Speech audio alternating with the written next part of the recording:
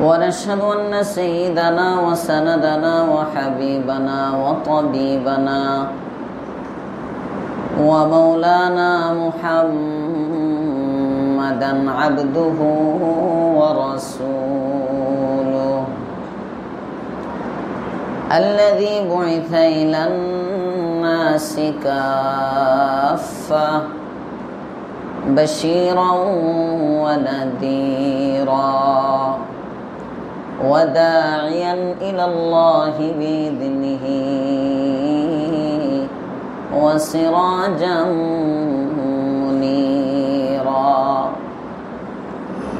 أما بعد فقد قال الله تبارك وتعالى في كلامه المجيد وفرقانه الحميد أعوذ بالله من الشيطان الرجيم بسم الله الرحمن الرحيم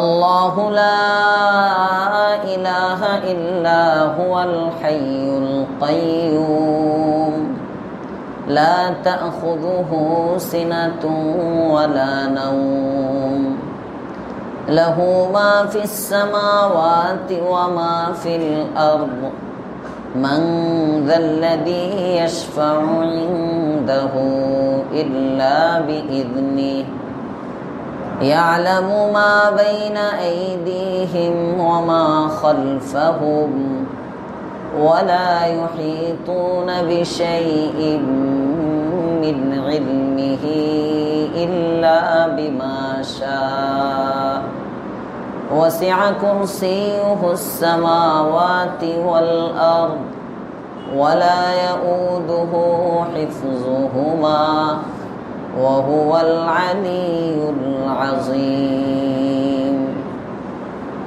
وقال سبحانه وتعالى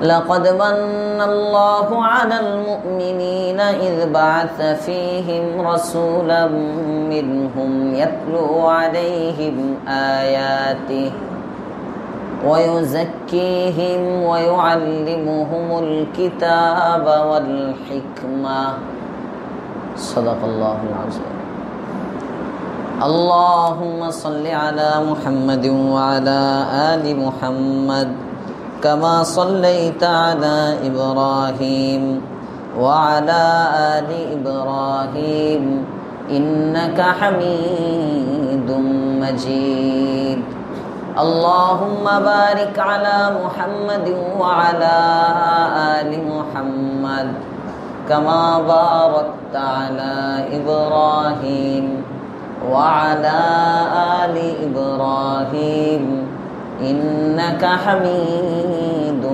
مجيد سبحانك لا علم لنا إلا ما علمتنا إنك أنت العليم الحكيم মুআজ্জাজ মুহতারাম মুসল্লিয়ানে কিরাম মুরব্বিয়ানে ইজম যুবক বন্ধুরা ছোট ছোট বাচ্চারা শুকরিয়া আদায় করছি রব্বে করিমের দরবারে আলিশানে যার তৌফিকে প্রতি সপ্তাহের ন্যায় আজও হায়াত পেয়ে সুস্থতার সাথে মসজিদে আসতে পেরেছি কালিমাতুশ শুকর পড়ি আলহামদুলিল্লাহ।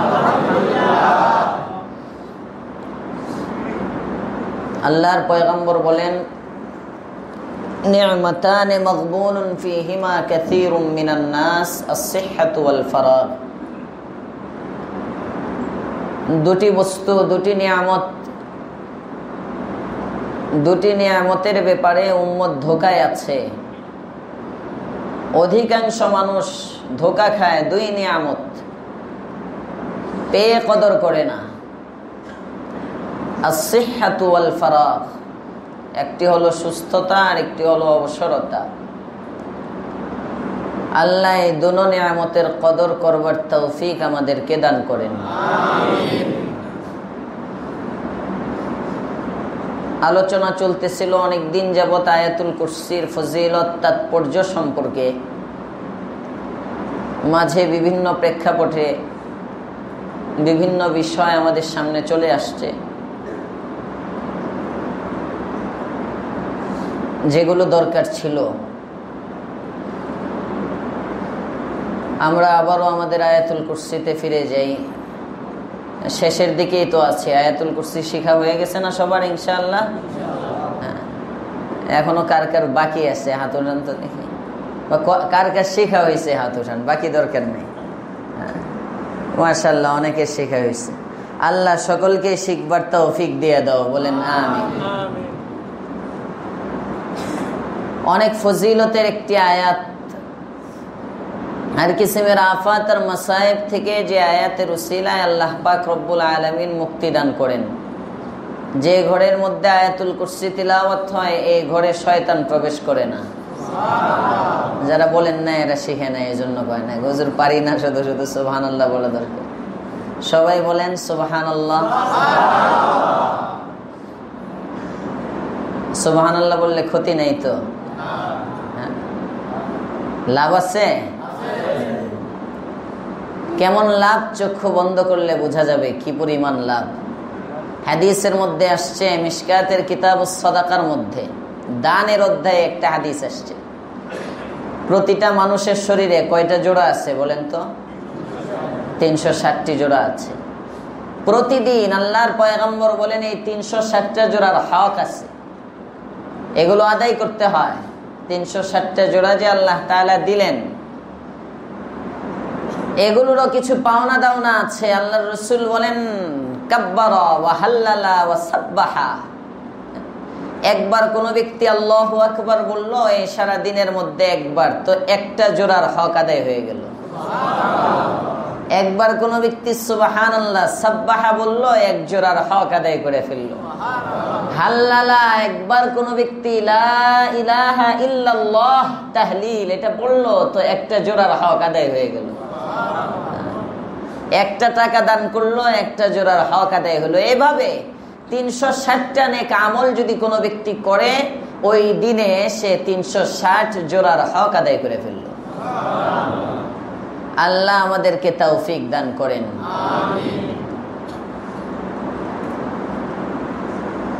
আল্লাহু লা ইলাহা ইল্লা হুয়াল হাইয়ুল কাইয়্যুম। ইলাহ একমাত্র কে? আল্লাহ। সবাই বলেন কে? আল্লাহ।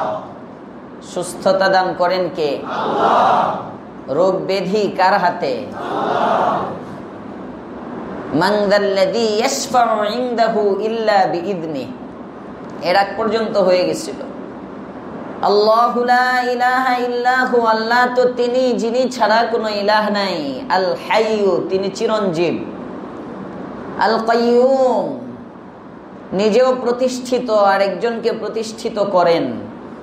বলা হয়েছিল কাইয়্যুম বলা হয় এমন সত্তাকে যিনি আসমানকে টিকিয়ে রেখেছেন।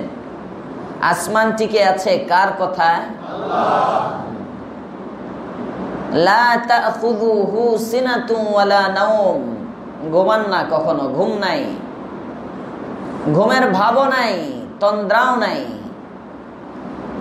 লাহু মা ফিস সামাওয়াতি ওয়া মা ফিল আরজ, ঘুমাবেন বা কেন?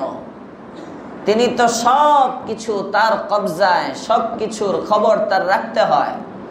লাহু মা ফিস সামাওয়াতি ওয়া মা ফিল আরজ, এই নভমণ্ডল ভূমণ্ডলের মধ্যে যা কিছু আছে সব কিছুর মালিক কে? আল্লাহ।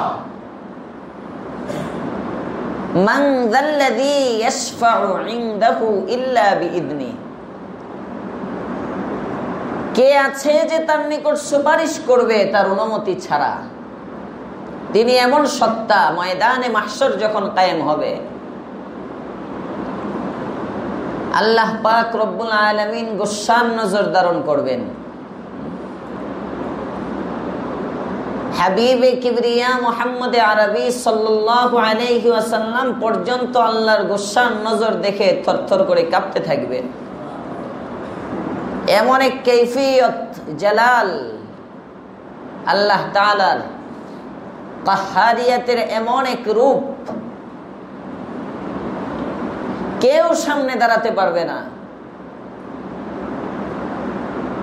আপনি আমার নবী দো জাহানের সরদার, যার খাতিরে আল্লাহ পাক রব্বুল আলামিন সব সৃষ্টি করলেন, যাকে এত ভালোবাসেন, উনিও রব্বে করিমের সামনে কোনো কথা বলতে পারবেন না।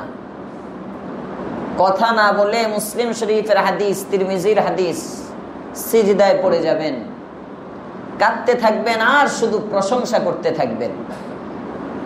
দুনিয়াতেও দেখবেন মানুষ যদি বেশি রাগ করে, তার প্রশংসা করলে আস্তে আস্তে রাগ কমতে থাকে। ঠিক না বেঠিক? প্রশংসা প্রশংসা। আল্লাহ পাক রব্বুল আলামিন প্রশংসা করতে থাকবেন, আল্লাহ তাআলার প্রশংসা করতে থাকবেন হাবিবে কিবরিয়া। অনেক লম্বা সময় প্রশংসা করার পরে আল্লাহ পাক রব্বুল আলামিন বলবেন, ইয়া মুহাম্মদ ইরফা রাসাক, মাথাটা উঠাও, সাল তুতা, তুমি চাও, যা চাবে তোমাকে তাই দেওয়া হবে। সুবহানাল্লাহ। ইশফা তুশাফা, সুপারিশ করো, তুমি যার ব্যাপারে সুপারিশ করবে তার সুপারিশে আমি আল্লাহ কবুল করব, গ্রহণ করব। আয়াতুল কুরসিতে আল্লাহ তাআলার এটাও একটা বড়ত্ব, মান যাল্লাযী ইয়াশফাউ ইনদাহু ইল্লা বিইذনি। আল্লাহ তাআলার সত্তা এমন সত্তা, তার কাছে সুপারিশ করার জন্য অনুমতি লাগবে। অনুমতি ছাড়া কোনো ব্যক্তি তার কাছে সুপারিশও করতে পারবে না। আল্লাহ পাক আমাদের পয়গম্বরকে অনুমতি দিবেন, পয়গম্বর সুপারিশ করবেন। এটা হলো শাফাআতে কুবরা, সবচেয়ে বড় সুপারিশ। ওলিদেরকে অনুমতি দেয়া হবে, ওলিরা সুপারিশ করবেন।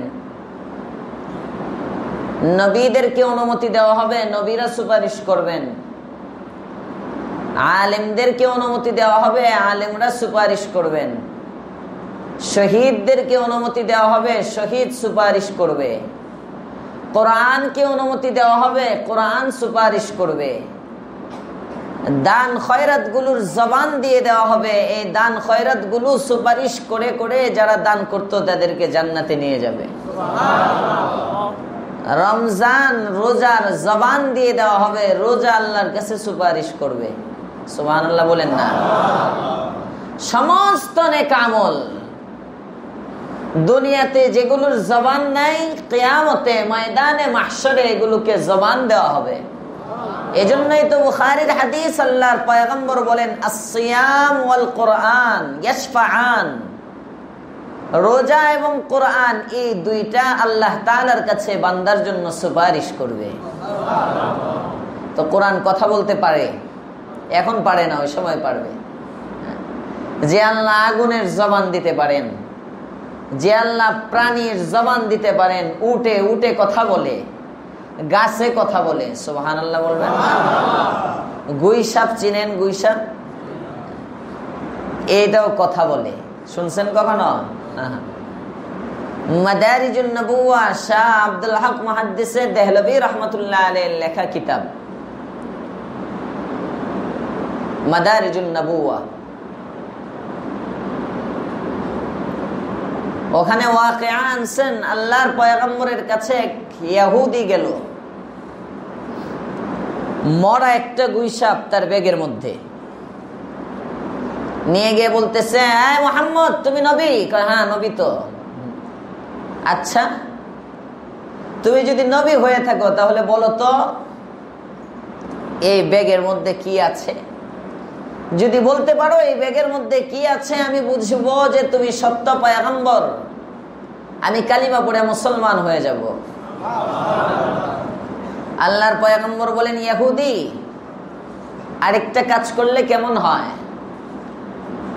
আমি বললাম না এই ব্যাগের মধ্যে কি আছে, এটা আমি বলার দরকার নেই। এই ব্যাগের মধ্যে যে জিনিসটা আছে, সে যদি আমাকে নবী হিসাবে স্বীকৃতি দেয়, কালিমা পড়ে নেয়, তাহলে তুমি কালিমা পড়ে মুসলমান হবে। ইহুদি বলে, এটা তো শোনায় সোহাগা, আরো ভালো। এটাও কি সম্ভব? ইহুদি মনে করেছে মরা গুইসাপ, কেন ঘরের মালিক জানে তার ঘরের ভিতরে কি আছে, ব্যাগের মালিক তো জানে তার ব্যাগে কি আছে। সে কল্পনা করলো মরা, এটা আবার কথা বলবে কিভাবে? এটা হলে তো আরো বেশি ভালো, বলুক আল্লাহর পয়গম্বর ব্যাগের দিকে লক্ষ্য করে বলেন, এই ব্যাগের মধ্যে কে আছো বলো তো আমি কে। সাথে সাথে ব্যাগটা নড়তেছে। মরা গুইসাপটাকে আল্লাহ প্রাণ দিয়ে দিচ্ছেন। ভিতর থেকে বের হয়ে বলে, আশহাদু আন্নাকা মুহাম্মাদান রাসূলুল্লাহ, আমি সাক্ষ্য দিতেছি তুমি মুহাম্মদ আল্লাহ তাআলার রাসূল। মরা গুইসাপ যে নবীর আওয়াজ শুনে জিন্দা হয়ে যায়, উনি আমাদের পয়গম্বর। আল্লাহ আমাদেরকে পয়গম্বরের কদর করবার তৌফিক দান করো, বলেন আমিন। তো আল্লাহর রাসূল সাল্লাল্লাহু আলাইহি ওয়াসাল্লামের মুআজিজা, আবু জেহেল গেছে। আবু জেহেল যে দুই হাতের মধ্যে কিছু কঙ্কর নিয়ে গেছে। আরব তো পাথরিলি জমিন, পাথরের ছোট ছোট কিছু কঙ্কর হাতের মুষ্টির মধ্যে নিয়ে গেছে। নিয়ে গিয়ে বলে, আয় মুহাম্মদ বলো তো আমার এই দুই হাতের মুঠোর মধ্যে কি? চাঁদে তো তোমার জাদু চললো, দেখি আমার হাতে তোমার জাদু চলে কিনা। চাঁদকে দু টুকরো করতে বললাম, দু টুকরো করে দিলা। এত দূরে জাদু, দেখি এখানে তোমার জাদু চলে কিনা, বলো তো এখানে কি? আল্লাহর রাসূল পজিশন নিতেছেন, বলবেন। বলার আগে ভিতর থেকে কঙ্করিগুলো পড়তেছে, লা ইলাহা ইল্লাল্লাহু মুহাম্মাদুর রাসূলুল্লাহ সাল্লাল্লাহু আলাইহি ওয়াসাল্লাম। আপনার বলতে হবে না মুহাম্মদ, এই যে আমরা পাথর, আমরা কালিমা পড়ে মুসলমান হয়ে গেলাম। পাথরে মুসলমান হয় মানে পাথরে সারেন্ডার করে, নবীকে নবী হিসেবে স্বীকৃতি দেয়। হযরত আলী রাদিয়াল্লাহু তাআলা আনহুকে নিয়ে সফর করতেছেন, আপনি আমার নবী পয়গম্বর। এক জায়গায় বসা, নবীজি আরাম করতেছেন। হযরত আলী বলেন, আমি তাকে দেখি একটা গাছ মাটি চিরে সামনের দিকে আসতেছে। সুবহানাল্লাহ, বাড়িতে গিয়ে বলেন। হাইটা হাইটা আসতেছে গাছে। আলী রাদিয়াল্লাহু তাআলা বলেন, ইয়া রাসূলুল্লাহ, গাছ দৌড়ায়। আরে না, এই গাছটা মুসা আলাইহিস সালামের জামানা পাইছে, আমার জামানাও পাইছে। এতদিন পর্যন্ত এই গাছটা ইন্তজারে ছিল, সে শুনছিল আখেরি জামানার পয়গম্বর এদিক দিয়ে যাবে, সফর করবে। তো পয়গম্বর মুসার কাছে সে দোয়া করেছিল মুসার মাধ্যমে, মুসা আপনি দোয়া করেন আমি যেন এত লম্বা হায়াত পাই, শেষ জামানার পয়গম্বর যখন এদিক দিয়ে যাবে আমি যেন তাকে একটা সালাম দিতে পারি।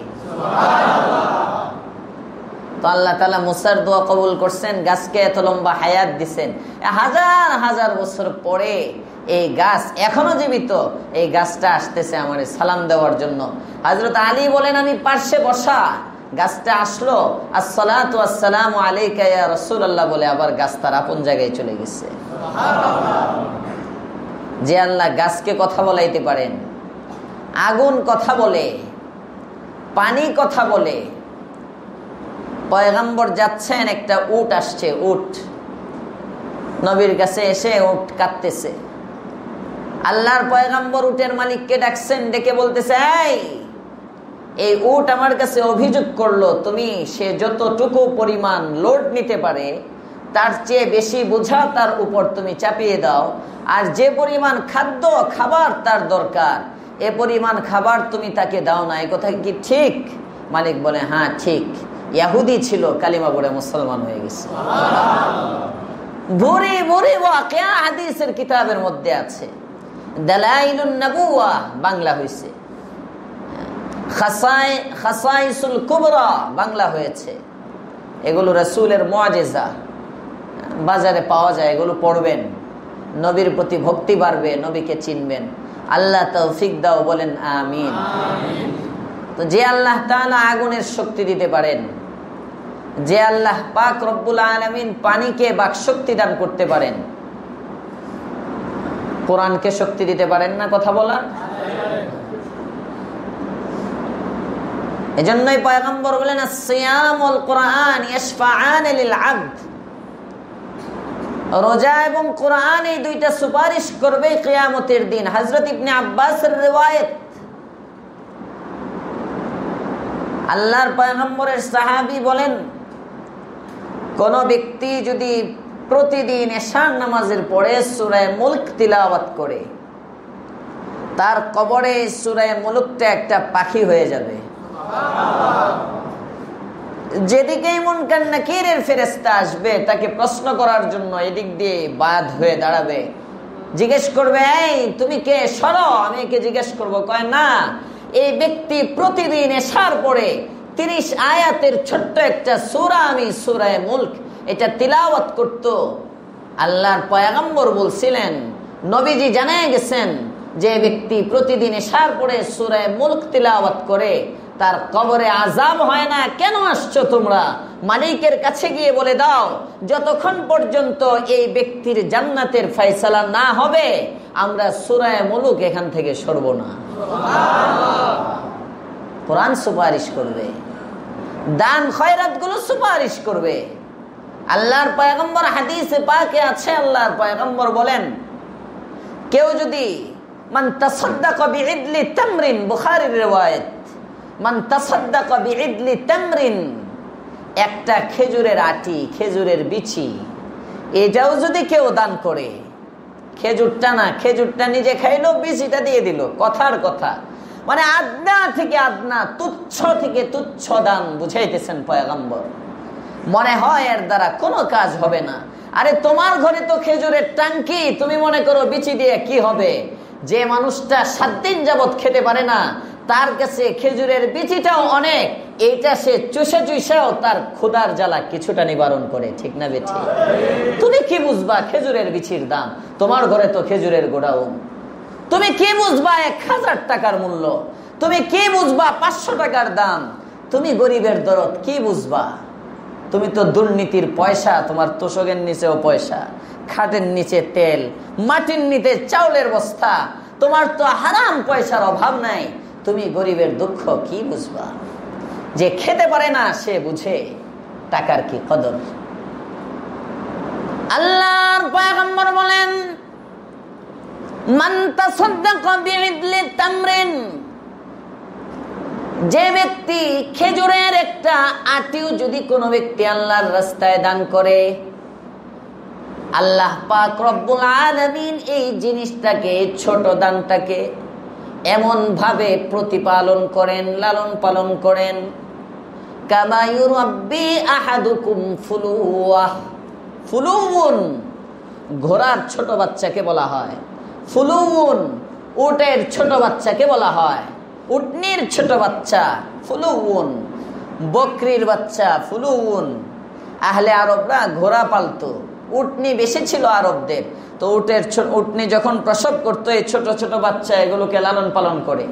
যারা দেখবেন ওই যে গরু পালে গ্রামে গঞ্জে, অনেক কৃষকের ঘরে গরু থাকে, এই গরুর বাছুর হওয়ার সাথে সাথে নিয়ে দাফন করে দেয় নাকি?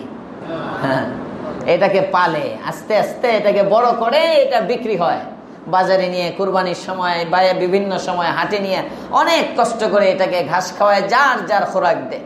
তো আহলে আরবরা উটনির বাচ্চা এরকম পালতো, এটাকে বলা হয়, ছোট বাচ্চাকে বলা হয় ফুলুন। রব্বা ইউরাব্বি তারবিয়াতুন, বাবে তাফঈল থেকে মাদ্রাসার ছাত্ররা বুঝবে। 5টা ওজনে বাবে তাফঈলের মাজদার আসে, তার মধ্যে একটা হলো তারবিয়াতুন, তাফঈলাতুনের একটা ওজন আছে। রব্বা ইউরাব্বি তারবিয়াতুন, লালন পালন করা। যখন তারবিয়াত কাকে বলে?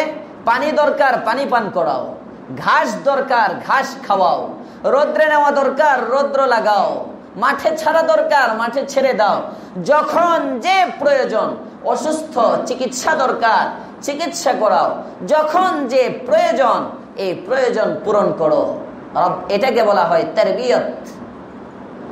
কামা ইউরাব্বি আহাদুকুম ফুলুওয়াহ, ছোট্ট একটা বাচ্চা, ঘোড়ার বাচ্চা, উটনির বাচ্চা, এটাকে যেমন তার মালিক লালন পালন করে আস্তে আস্তে আস্তে আস্তে বড় করে, কেউ যদি আল্লাহর রাস্তায় একটা খেজুর বা খেজুরের বিচি, 1টি টাকা যদি কেউ আল্লাহর রাস্তায় সদকা করে, আল্লাহ তাআলা নিজে এটাকে পালতে থাকেন, এটারে লালন পালন করতে থাকেন, বড় করতে থাকেন। বড় করতে করতে করতে করতে করতে করতে ময়দানে মাহশর যখন কায়েম হয়, হাত্তা তাকুনা মিসলাল জাবাল, বুখারীর riwayat, এক পর্যায়ে তার এই দানটা বিরাট বড় পাহাড়ের মতো হয়ে যায়। এর খাতিরে আল্লাহ তাকে জাহান্নামের আগুন থেকে মুক্তি দিয়ে দেন। জাবালুন, পাহাড়। তুমি দান করছো তো এটা দেখাও যেত না, তো হাত্তা তাকুনা মিসলাল জাবাল, একটা দান তোমার, এটাকে আল্লাহ লালন পালন করেন। ময়দানে মাহশর যখন কায়েম হবে, সব মানুষ যখন নাফসি নাফসি বলতে থাকবে, তখন বুঝবা মান যাল্লাযী ইয়াশফাউ ইনদাহু ইল্লা বিইذনিহি, আল্লাহর গোসা, এমন গোসার নজর ধারণ করবেন, গোসা ঠান্ডা হবে না। রব্বে করিম বারবার হাত ছাড়তে থাকবেন, হুঙ্কার ছাড়তে থাকবেন। যেমন বিরাট সংখ্যায় যদি বিজয়ী হয়, দুনিয়াতে নিদর্শন দেখা যায়। বিরোধী দলের ভোট যদি না থাকে, নির্বাচনের 300 আসনের 290টাই যদি সরকারি দলের হয়, ওই সংসদের মধ্যে বিরোধী দল দাঁড়াইতেই পারে না। কথা বলেন না কেন? আরে আমাদের বাংলাদেশের সংসদের কথা বলতেছি না, আমভাবে বলতেছি, আপনারা দেশে নিয়ে লাগায়েন না, বুঝাইতেছি। পাওয়ার, হ্যাঁ, এদিকে মনে করেন 160 জন আছে, ওদিকে 140 জন আছে, তাও তো 160 জনে জয়ী তো জয়ী, 151 জন হলেও তো জয়ী। যদি 300 আসন হয়, একটা বেশি হইলেই তো তারা সরকার গঠন করবে। যদি আসন 300 হয়, 151টা হলেই বিজয়ী হয়ে যায়। ওখানে এদিকে মনে করেন 151, ওদিকে 149, এটাও কিন্তু সরকারি দল বিরোধী দল, তবে 149 থাকলে একটু পাওয়ার থাকে, তাও মোটামুটি একটু। আর যদি এমন হয় 290 আর 10, 296 আর 4, কথার কথা। হারেরও তো একটা হার জিতে, যেমন গতকালকে নির্বাচন হলো আমাদের 18 আসনে, যিনি বিজয়ী হয়েছেন 75,000 কত ভোট পাইছেন যেন মনে হয়, কি একটা 75,000 উপর। আর যিনি হারছেন নিকটতম প্রতিদ্বন্দ্বী 5,000 প্লাস সম্ভবত। যেমনই হোক, হয়েছে তো নির্বাচন 5,000 প্লাস, তো জয় পরাজয়ের একটা কালার আছে তো। নিকটতম প্রতিদ্বন্দ্বী 5,000, জীবনে গিয়ে ওনার সামনে দাঁড়াইতে পারবে? কোনো খাওয়াই নেই। জয় পরাজয় দুনিয়াতে যেমন, ঠিক রব্বে করিমের সামনে এখন যেমন ওই যে বিজয়ী হইলে একটা হুঙ্কার ছাড়তে থাকে, আয় কে আসবে আমার সামনে, কে দাঁড়াবে, অথচ ক্ষমতার যোগ্য না, ফানি দুনিয়া। এর মধ্যে সাময়িক ক্ষমতা পেয়ে যেভাবে হাত ডাক ছাড়ে, মুসনাদে আহমদের হাদিস, রব্বে করিম তো আসলেই ক্ষমতার যোগ্য, তিনিই তো সমস্ত ক্ষমতার মালিক। ওই দিন তিনি তার ক্ষমতা প্রদর্শন করবেন। দুনিয়ায় রব্বে করিম ক্ষমতা প্রদর্শন করেন নাই, এজন্য ফেরাউন খোদা দাবি করতে পারছে। দুনিয়ায় রব্বে করিম ক্ষমতা প্রদর্শন করেন নাই, এজন্য নমরুদ ইব্রাহিমের বিরুদ্ধাচরণ করতে পেরেছে। দুনিয়ায় রব তার আসল ক্ষমতা প্রদর্শন করেন নাই, এজন্য ফ্রান্সের সরকার নবীকে নিয়ে কটূক্তি করে এখনো বেঁচে আছে, ঠিক না বেঁচে? দুনিয়ায় রব্বে করিম এখনো ক্ষমতা দেখায় নাই, এজন্য ওয়াজ মাহফিল গুলো বন্ধ করার পরেও সরকার এখনো টিকে আছে, ঠিক না বেঁচে? করোনা বাজারে নাই, করোনা মিছিলে নাই, করোনা নির্বাচনী গণসংযোগে নাই, করোনা ভোট কেন্দ্রের মধ্যে নাই, করোনা সেই ওই আওয়ামী লীগ কার্যালয়ের সামনে স্বেচ্ছাসেবক লীগের গতকালকে মিছিল হয়েছে রাতে, ওই মিছিলের মধ্যে করোনা নাই, বিএনপির বিক্ষোভের মধ্যে করোনা নাই, ওয়াজ মাহফিলের মধ্যে করোনা। শীতের সিজনে করোনা বাড়বে কেন? শীতের সিজনে বাংলার জমিনে ওয়াজ মাহফিল বাড়ে এই জন্য, ঠিক না বেঠে? মুসলমান বুঝেন, কোন করোনা নাই, পুরা পৃথিবীতে কোনো করোনা নাই। কিসের করোনা? ইহুদিদের ষড়যন্ত্র, ইহুদিদের ষড়যন্ত্র। জোরে বলেন ঠিক না বেঠি? যারা ঠিক বলবে না ওইটি ইহুদির দালাল। চাইবেন এরকম কিছু জিজ্ঞাসা করলে আশপাশে তাকাইবেন, কার জবান বন্ধ, যার জবান বন্ধ বুঝবেন ইহুদির দালাল। কিসের করোনা? ঠান্ডা কাশি নবীর জামানার থেকে ছিল। জ্বর ইন্তেকালের আগে আপনি আমার নবী দু জাহানের সর্দার 17 দিন জ্বরে ঘরে পড়েছিলেন। আজকে নতুন জ্বর আসছে। গতকালকে আমার 103 জ্বর ছিল, এখনো মনে হয় মাপলে 101 জ্বর হইতে পারে। আমি আসছি বয়ানে, হারুন সাহেবের সাথে কথা হয়েছে, কালকে বলতেছে হুজুর এই অবস্থায় আসেন, শরীর দুর্বল, এত দুর্বল। তাও চিন্তা করলাম আজকে যদি না যায় আবার দেখা হবে সে আগামী শুক্রবারে। মাঝে ইমাম সাহেব তো না, এই জন্য আসবো আসবো করে করে অনেক কষ্ট করে আসছি। কবে ছিল না, কার জ্বর ছিল না? অনেকে ডরাইবো, আল্লাহ হুজুর করোনা লইয়া মসজিদে ঢুকছেনি। সুবহানাল্লাহ। বুঝেন, রোগ কে দেন? সুস্থতার মালিক কে? এভয়েড করে চলো, দূরে থাকো। মসজিদের মধ্যে 3 ফিট, ওই যে এলান আসলো, আমি অনেক সময় বলি, ঘোষণা হইল ইসলামিক ফাউন্ডেশন থেকে মসজিদের কাতারে 3 ফুট দূরত্বে দাঁড়াইতে হবে, বাসের সিট একটা খালি রাখতে হবে, ট্রেনের সিট সামাজিক দূরত্ব খালি থাকবে, বাস ফুল ফিল আপ, দাঁড়ায়ও যাত্রী নেয়, ট্রেন ফুল ফিল আপ, দাঁড়িয়ে যাত্রী নেয়, সব ঘোষণা ঠিক আছে। তো মসজিদের কাতার যে 3 ফিট খালির ঘোষণা হলো, মসজিদের ব্যাপারে কাতার বদ্ধ হয়ে দাঁড়ানোর কোনো এলান শুনছেন আপনারা? নাই। ইহুদিদের চক্রান্ত মুসলমানের বিরুদ্ধে, মুসলমানের মধ্যে ফাটল সৃষ্টি করার জন্য। আল্লাহর পয়গম্বর 1450 বছর আগে বলে গেছেন, যার কাতার সোজা হবে না তার দিল সোজা হবে না, যার কাতার মিলবে না এই ব্যক্তি একজন আরেকজনের সাথে মিলতে পারবে না। মুসলমানের ইত্তেফাক, ইত্তেহাদ, ঐক্যতা, সম্প্রীতি, ভালোবাসা সব কিছুকে ধ্বংস করে দেওয়ার জন্য ইহুদিরা অনেক দিন যাবত চেষ্টা করতেছে। 250 বছর আগে এক ফিতনা চালু করেছিল, আহলে হাদিসের ফিতনা, পারে নাই। কাদিয়ানি ফিতনা ইহুদিদের তৈরি, পারে না এগুলোর দ্বারা মুসলমানকে। ইসরায়েলের মাধ্যমে চেষ্টা করে, আমি ভারতের মাধ্যমে, কোনোটাই যেটাই আসে এটাই প্রকাশ হয়ে যায়।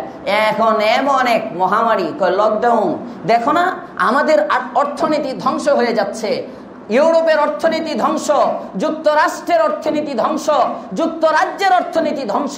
মুসলমান মনে করে কিছু মনে হয় আছে, নিজেরা কি এভাবে বন্ধ রাখে? আরে মুসলমানের দেশে মুসলমানের রক্ত চুষে আমেরিকা যে সম্পদ তাদের ব্যাংকে জমা করে রেখেছে, এই সম্পদ 10 বছর বৈশা খাইলেও শেষ হইব না। লকডাউন থাকলে সমস্যা কোথায়? কি সমস্যা তার লকডাউনে? দেখায় মুসলমান তো চিন্তা করে, আরে তার অর্থনীতি, চীনের অর্থনীতি ধ্বংস হয়ে যেতেছে, চীনে যদি 20 বছরও লকডাউন থাকে ক্ষতি নাই, আমেরিকায় যদি 10 বছরও লকডাউন থাকে কোনো সমস্যা নাই। এটা ওরা খুব পরীক্ষা নিরীক্ষা করে, খুব চিন্তা ভাবনা করে এমন একটা রোগ বিশ্বে। আবার উপসর্গ কি? ঠান্ডা, কাশি, করোনার উপসর্গ। এরপরে যদি কিছুই না থাকে উপসর্গহীন করোনা। আর এখন তো দ্বিতীয় টার্ম না কি যেন, আমি সবকিছু পারি নাকি, করোনার দ্বিতীয় ধাপ পার করতেছে। বিশ্বে 10,000-এর বেশি মৃত্যু একদিনে। আয় হায় হায় হায়, সারা বিশ্বে 10,000 মরে গেছে। এক বাংলাদেশেই তো 10,000 মরতে পারে, এক ভারতেই তো 10,000 মরতে পারে। করোনা ছাড়া যে লক্ষ লক্ষ মানুষ প্রতিদিন মারা যায়, মদে মানুষ নেশাগ্রস্ত হয়ে মারা যায়, অ্যাক্সিডেন্টে মানুষ মারা যায়, জিনায় মানুষ মারা যায়, খুন হয়ে মানুষ মারা যায়, ধর্ষণে মানুষ মারা যায়, ওগুলোর প্রতিকার কোথায়? কথা বলেন না কেন? ওগুলোর প্রতিকার কোথায়? করোনা নিয়ে আলাফালাফি। আমাদের বাংলাদেশ গভর্নমেন্টকে ধন্যবাদ জানানো দরকার। বাংলাদেশ সরকার, এটা হলো মুসলমানের ইমানি শক্তি। নিবু নিবু নিবু করেও ইমান জ্বলে, জোরে কোন সুবহানাল্লাহ। মুসলমানের ইমানি পাওয়ার যদি নিভে যায়, তাও যে ইমানি একটা বল। দেখেন না, প্রধানমন্ত্রী সংসদে গেছে, সংসদ অধিবেশনের মধ্যে গেছেন, ব্যাস দেশ চলতেছে স্বাভাবিক। কোথায় আমাদের বাংলাদেশে কোনো করোনা নাই। আল্লাহ যেন এই স্বাভাবিক অবস্থায় বজায় রাখার তৌফিক দেন, বলেন আমিন। ভয় নাই, ভয় পাবেন না, করোনা নাই, করোনা বলতে কিছু নাই। সাফাইয়ের সাথে চলেন, পরিষ্কার পরিচ্ছন্নতা, তাহারাত। যখন ফার্স্ট শুরু হয়েছিল, মসজিদ বন্ধ ছিল জুমার সময়, তখন আমি বলেছিলাম ওযুর হালতে থাকেন মুসলমান। নোংরামি করলে এই সমস্ত হয়, নোংরামি। কয়জন মুসলমান মারা গেছে করোনা? বেশি মরে নেই, হাতে গোনা। নোংরামি নাই। সব সময় আমরা নিয়ত করি ওযুর হালতে 24 ঘন্টা থাকবো, পারবো তো ইনশাআল্লাহ? ওযুর হালতে থাকবো, তাহারাতকে আপনাবো, সাফাই আর দান খয়রাত করবেন, কিছু কিছু দান খয়রাত করবেন। নামাজ 5 ওয়াক্ত পড়বেন, 5 ওয়াক্ত নামাজ পড়বেন। যে মালিক অসুস্থতা দেন, ওই মালিক সুস্থতা দান করেন। আল্লাহর কাছে সুস্থতা চাইবেন।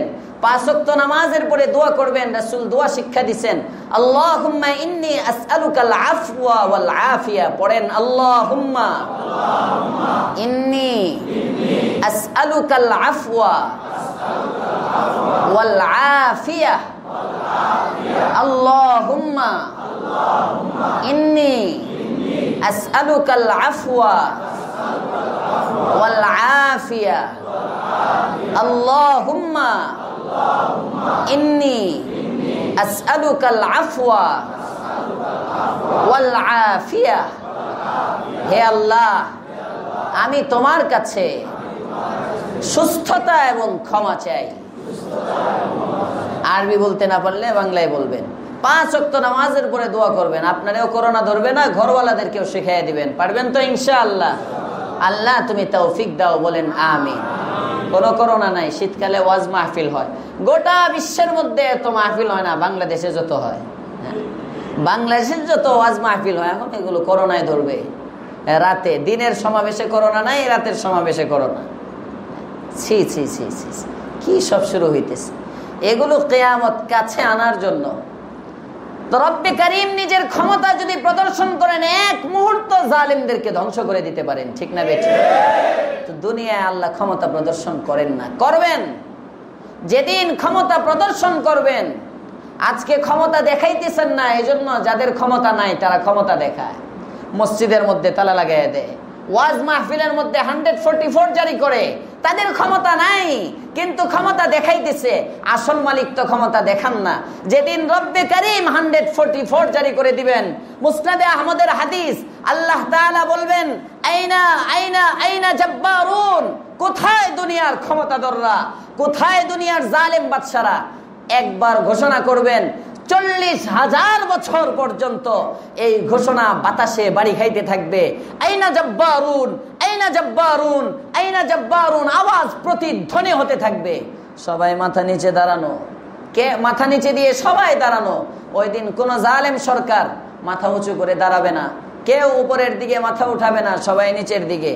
কেউ ক্ষমতা দেখাবে না। হাত্তাকে যারা ক্ষমতা দুনিয়াতে দেখানোর উপযুক্ত ছিল, আল্লাহ যাদেরকে ক্ষমতা দিয়েছিলেন, ওই সমস্ত পয়গম্বর সুলাইমান আলাইহিস সালাম পর্যন্ত মাথা নিচে দিয়ে দাঁড়ায় থাকবে। আল্লাহ নিজেই বলবেন, আছে কারো ক্ষমতা? ইয়াউমা হুম বারিজুন লা ইয়াখফা আলাল্লাহি মিনহুম শাই লিমানিল মুলকুল ইয়াউম, আজকে রাজত্ব কার? কেউ কোনো উত্তর দিবে না। রব্বে কারীম বলবেন নিজেই, লিল্লাহিল ওয়াহিদিল কাহ্হার, আজকে রাজত্ব কাহ্হারের, একমাত্র আমি আল্লাহর রাজত্ব। আসো সামনে দাঁড়াও। কেউ দাঁড়াবে না।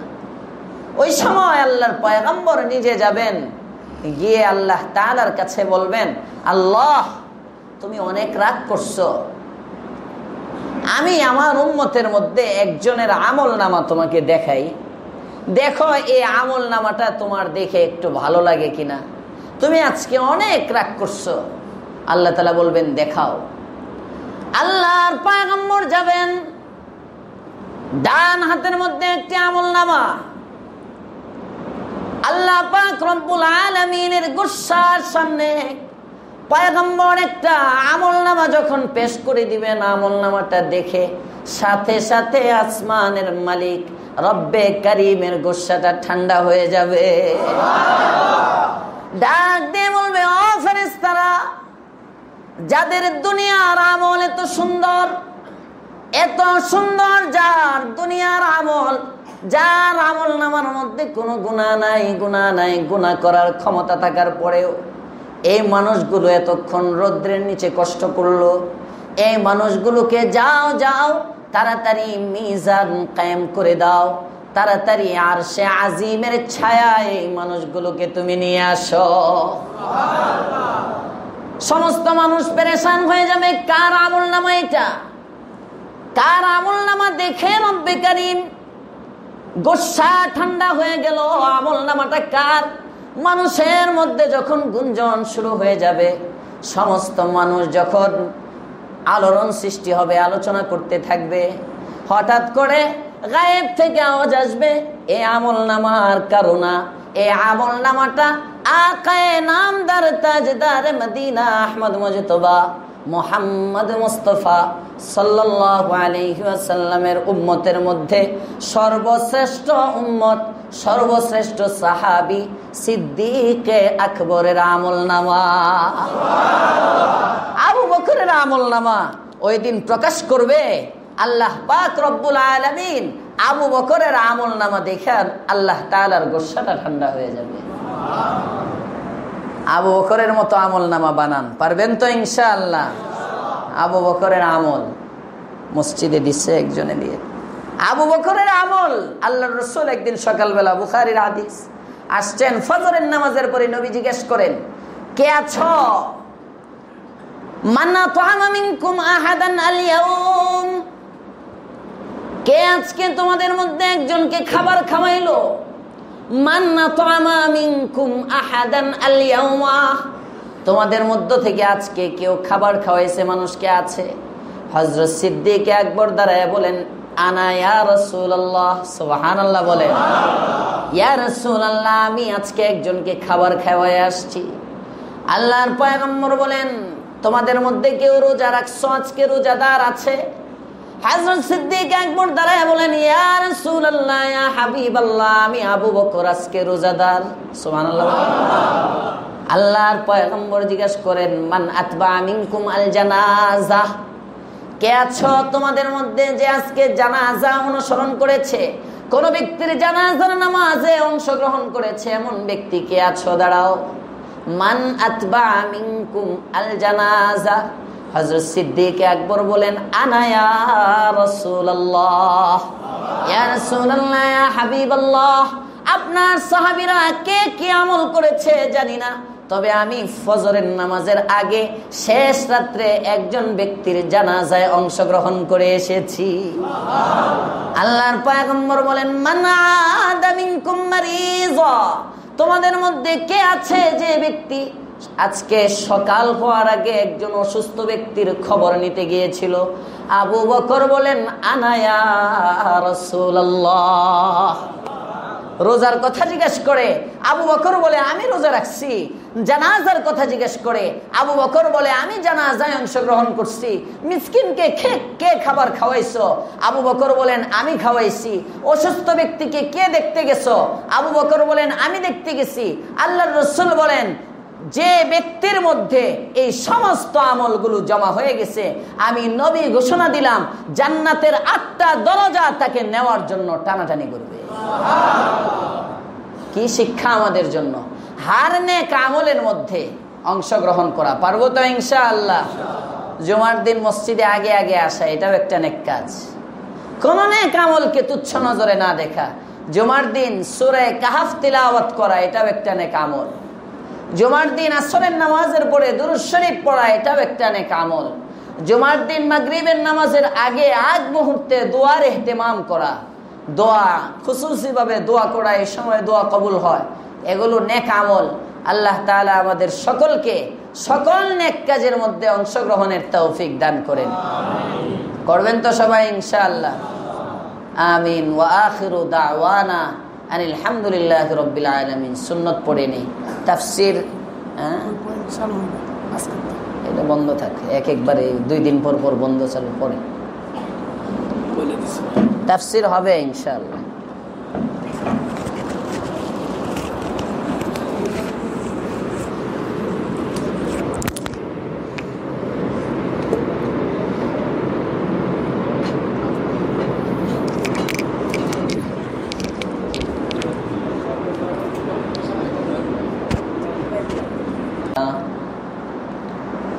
ونشهد أن سيدنا وسندنا